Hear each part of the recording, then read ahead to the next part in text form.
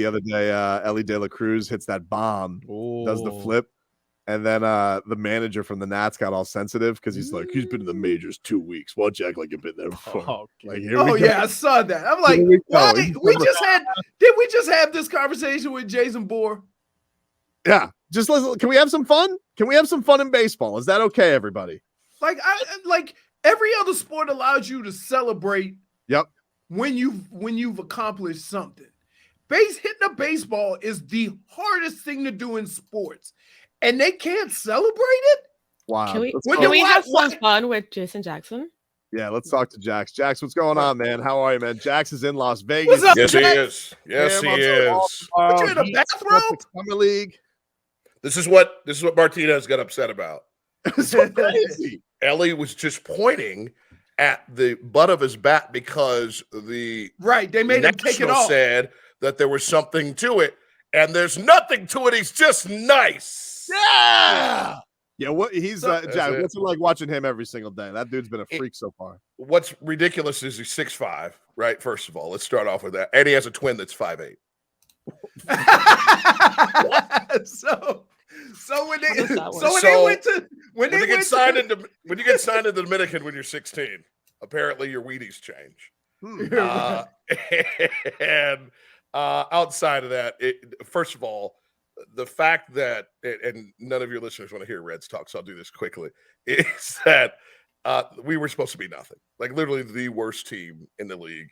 And for whatever reason, Nick Kroll, our general manager, convinced ownership, let me at least go get the guys that we control for the next half decade. And we brought up 6 guys from the minors. Our top 2 rotation starters have been injured.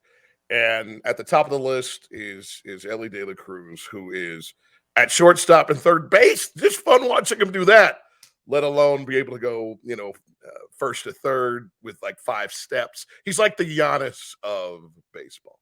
That's cool. That's the best way to put it. So he does Jack, stuff no one else can do. How are you a Reds fan and a Browns fan?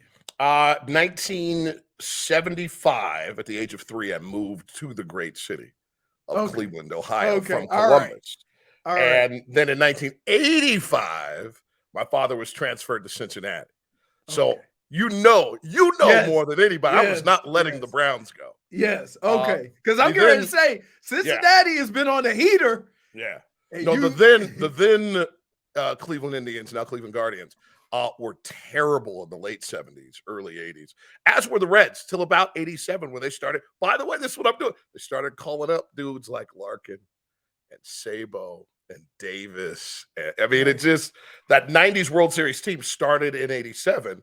And so I'm sitting here going, the world champion Cincinnati Reds from 2027 being formed right now. So Dax, you're there for Summer League, which is usually the NBA universe all coming together there in the summer. Big news out there, obviously Damian Lillard. His list is the Miami Heat. Just your reaction to, I guess, all of that happening right now, and I guess what do you think? Like, is this something that can happen, will happen? Like, have you made of the reaction to it? Because one of the best guys in the league, and he wants to come down here. Made that very clear publicly. Yeah, oddly enough, when you listen to the Miami Heat audio experience beginning tomorrow at noon right here, I'm actually 3 o'clock for you, 3 o'clock Eastern time, right here on WQAM. It is something that I have to figure out how we're going to maneuver in that conversation. We're not going to ignore it, obviously. And then the Summer League team has been fun, even splitting in Sacramento. And the one thing I was talking to Amy about, Amy Adelbert, our analyst, who is tardy for a voiceover session, by the way. We'll get that squared away. There'll be some fines a little bit later. But we were talking last night about this will be the first time I ever feel unsettled about the Summer League roster and how many of those pieces will end up in training camp. You just call who's on the floor, and we'll have the discussion of. I don't think this is odd, guys. I think what you're dealing with, if you're Bob Cronin, general manager of the Portland Trail Blazers, you will forever be the dude who traded Damian Lillard. That's forever. The man needs a week or two. I'm not going to sit here and flip out about forever. And he's also going to have to bring back some goods. And it better not be a sixth grader. Right. What I mean by that is the kid who you're going to draft in 2030. Right. So that is crazy. I mean, it's only 6 years away, but the point being that it can't all be that. And while they're in a bit of a rebuild because of what we just experienced, how much more the teams value the path to a possibility through the play-in. So you now have to think differently because the culture did it to you again. So everybody, they'll roll their eyes for the next 10 days when we come strolling in with the ball and flame on our polos and whatnot. But you can roll your eyes all day long. Every time the Miami Heat does something, we do it to a level where it changes the way people look at themselves, the way that they're doing things. Might it be development and the way that we tripled down on it a decade ago? Or the way that Andy, for nearly 30 years, Andy Ellisberg, has made it possible for this organization led by Pat Riley to cut the deals that we've cut, particularly over the last 17, 18 years, but take it all the way back to the foundation builders and getting Mourning and Hardaway into the mix. And now, if you're Portland or if you are, Orlando, you're saying to yourself, let me just get in to the tournament. And I've got to have enough firepower to do that. And so he's going to want some stuff. The thing that's blowing my mind is, and I'm put my toes on the edge of the abyss just for a second. Oh boy. All this conversation about not wanting Tyler, you better watch some film. Yeah. Like if that's what, and again, I'm feeling nervous even going this far in the conversation, but you know what I'm talking about, Tobin. Right. Is that if it was possible to do this deal without losing Tyler Herro, that would be done. That would be done, and it's because of the unique view that we have, the biased opinion that we may have. But if you don't watch tape on that man's offensive progression over his first 4 years in this association, that's the malfeasance. And his age. Like if he ends up somewhere else other than wherever this deal, they'll regret it. I mean, forever. Right. These things have to hurt, right? These deals have to hurt for big things to happen. The only thing that bothers me is this, and I've said this over and over again. Good guys never get taken care of like the guys who are loud and make a stink. Dame Dollar has been a stand-up guy, has been a loyal guy to that organization throughout his existence in the NBA. And he pretty much put it out on the table as to how he would like things to go. They basically just said, no, we're doing it our way. And then he says, okay, well, I don't have time for all of this. Let's work something out. And they have kind of made it so that, no, we're not going to do what you want to do. We're going to do what we want to do. And I think that if he had been more difficult, like a lot of other athletes had been, this would have already been done. And I don't know why that is. I don't know, Leroy. I don't know if it would have been done again. I'm going to have some empathy for the Blazers. I get it. They've got to get this right. Yeah. Right. I just saw Air the other day, and all those Sam Bowie cuts, man, they stung. Could have had Mike. But they didn't need another guard apparently. But anyway, I have empathy for Blazers fans who I think have been awesome. I'm sure there's one-offs and you also mentions that get weird, but I mean, for the most part, they get it. The teammates get it. I think everybody gets it. But if you're looking for like one of those Danny Ainge ridiculous pick windfalls, one of those Sam Presti boondoggle shenanigan deals, I don't know if that's available. I mean, again, Pat's done one of the biggest deals in NBA history. Is it still the biggest deal? like that monster deal that was done. Was it the Antoine Walker deal? It might have been I don't know if it's deep, but yeah, it's he with this front got office, they can get weird with it. Listen, we got phones. Like, we got line 2, line 3, line 4. Get everybody on the phone, and we'll all talk about it. But I think we're going to have to be patient, gang, for that. Jax, we read last hour the goodbyes from Max Strus and Gabe Vincent. J-Fig's hurt. She loved Nnamdi. I know you love Max. I know you love Nnamdi too. Yeah. Happy that they got their bags, but how just your emotions that they're gone. Like they became official yesterday, and what those guys meant in their time with the Heat. J-Fig joined me in therapy. It's okay. Okay, just give me the information later. Join me. Yeah, no, it's going to be like a circle with candles, and there'll be brown liquor and everything. Don't worry. Perfect. That's exactly what I like. And I've been using Alto over Uber lately, so everybody will be fine. Everybody will be fine. This is how it works, guys. All 4 of you have been around enough to know that everybody gets everything the organization has, and the organization knows full well that some of the fruits of it may end up somewhere else. Right. That's if you can take the wonderment and consistency of Miami Heat development on its own, that's fine. Add to it that everybody gets every ounce of medical training, basketball, personal development in their 3 or 4 year run. Now, if it gets beyond the 4 years, then that's special, right? And we're seeing that, currently with Duncan and obviously with Udonis, and it's really, really hard now more than ever. I don't know if you all started in on the lovely summer night reading that is the new CBA.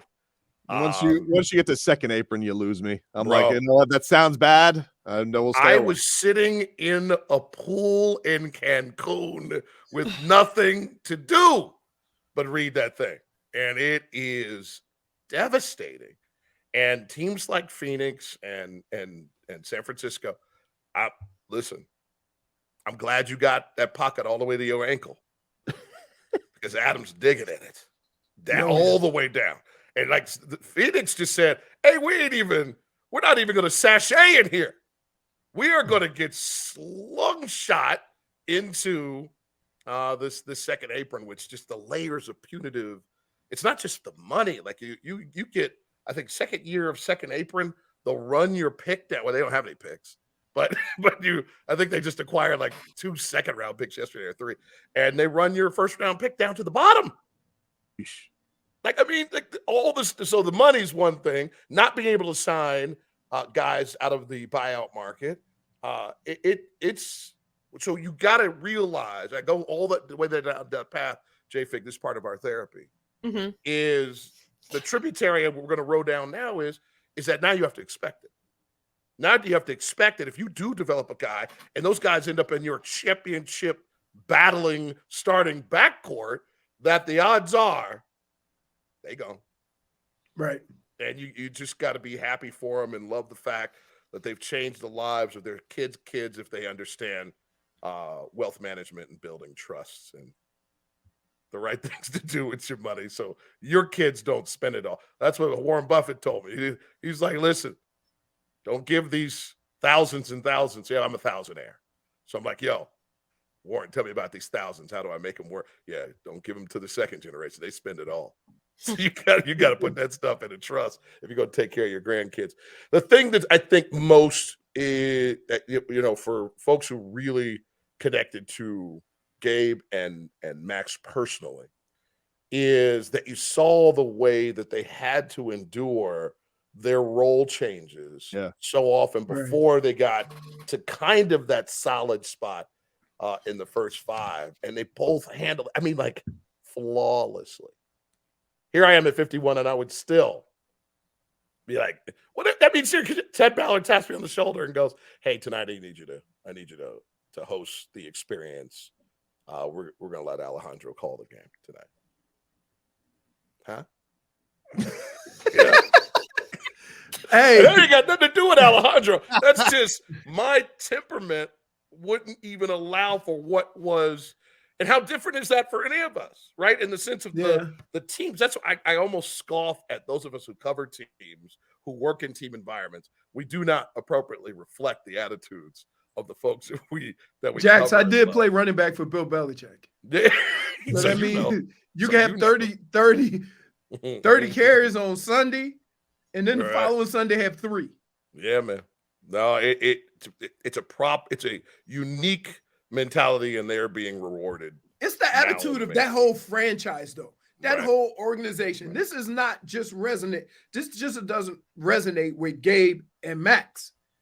Everybody is this way. And it's something to be said about the Heat organization that not only can you get a group of men who all want to get that money because that's their profession, but to buy in and know that they're going to still get their money if they do it this way. And it's happened. And who's the most successful guy to leave like Max and Nnamdi? Because I'm having a hard. I can't think with that type of dough. They've gotten it from Miami. Yeah. Right. This is right. This is the it's weird, right? In my memory, the first Ike Austin is the one who comes to mind, and that was 2 decades ago. But isn't that weird that you? Well, it's smart. I mean, like keep what you built if you can, right? Right. Well, even Jay Rich was talking about that in his return. He was like, "Look, he wasn't knocking it, but it's just like the message he just sees like from top down with the Heat is just." He goes that organization. He's like it stuck with him, and I think he sounds excited to be back in something like that and to what he can provide. Just because that constant message throughout the team. I guess if you come into the league with that, it's something that you kind of miss when you're not here. The cool thing I think that came from that conversation, Tobin, that he was willing to share with us, is taking us back to the conversation when he got dealt for Jimmy. And Spo, and this is what you get, right? You get this beautiful foresight and vision when you've done this long enough. You just keep doing you keep growing, Jay Rich, and someday we'll be about a reunion. Right. And here it is. And that doesn't happen for every franchise, right? Like there's guys that have been here, and how many times have we seen Bees come through? By the way, did y'all see Bees in the Pro League? Love it. I saw Miami Pro League the other night. Yes, sir. Can't wait till he's here for the big 3. Here's the other thing. Super cool Bees is around. It makes me happy. Right. But if you're a part of it, Leroy, I'll be quick. If you're a part of it and you were nurtured in it and you did your job in it, there tends to be that comes around moment that you can make a decision on. And he did. And the reporting is that he had, better financial offers, but did he have a better situation place to land? Exactly. Right. The other thing is this. He's already been through what Gabe and Strus have gone through. So his reasons for playing basketball are different now. Sure. And that's a whole nother reason. It's different. A guy chasing, he never had that big bag. Right. And then coming back after you done got the bag and after you come back and now you're looking for a different spot and a different reason to land in a certain spot. Being now with a team that has, in 3 of the last 4 years, defied everyone and been a part of the conversation at the highest level. He's got to feel great about that. And it just feels right. I don't want to do like the old jeans analogy, but things, they almost feel custom made when you put them on. Jax, after this past season, you needed a trip to Cancun. We all did. Yeah. So this is the beginning of my season. So that's the way we should always look at this, is that last year was the first year, as we are doing beginning tomorrow at 3 Eastern time. Sneak it in. Come on, baby. Sneak it in. Summer League calls right here and on the Odyssey app. Is that free, by the way? That's free. Streaming free. No, they didn't pull an Elon Musk. No. Oh, you're too brave. I don't know. That makes me nervous. Anyway, it's wonderful to be able to call these games in the summer, but man, when you make that run, because those are 4 or 5 games there, then 4 or 5 games for preseason, then 82 regular season games, 2 playing games, and what would 20 was it end up being? 23 postseason games. It's there's some wear and tear. Now I do my own damage to these pipes as well.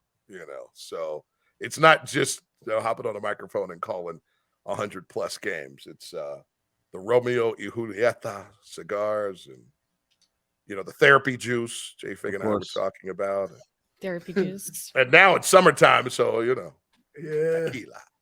Yeah. So it's a different deal. Oh, yeah. Well, Jax, enjoy Vegas. Listen to Jason Jackson tomorrow on the call. Heat, Celtics, Summer League action. Little Jovic, little Jaquez, Orlando Robinson. See what they got going on as they have their third Summer League game. And Jax will have the action tomorrow for you starting at 3 right here on 5-6 WQM and the Miami Heat audio experience. And, of course, you can listen to that on the Odyssey app. Jax, enjoy Vegas, my friend. Thank you so much for joining us. I love how Leroy and I have like the same deal, man. Yep. Put on a little something underneath. Hey, I'm also Jax. I'm also noticing this right here. What you got? Because that's just worry, my man. That ain't nothing but some worry. That's what the old folks used to tell me. Every white hair is one thing that somebody got on my nerves about. I ain't got no black hair, so you know where I'm at. Oh, it's always a pleasure, gang. Thanks for having me. All right, take care, See you in therapy. All right. Back after this. That is hot water, baby. Yeah. WQA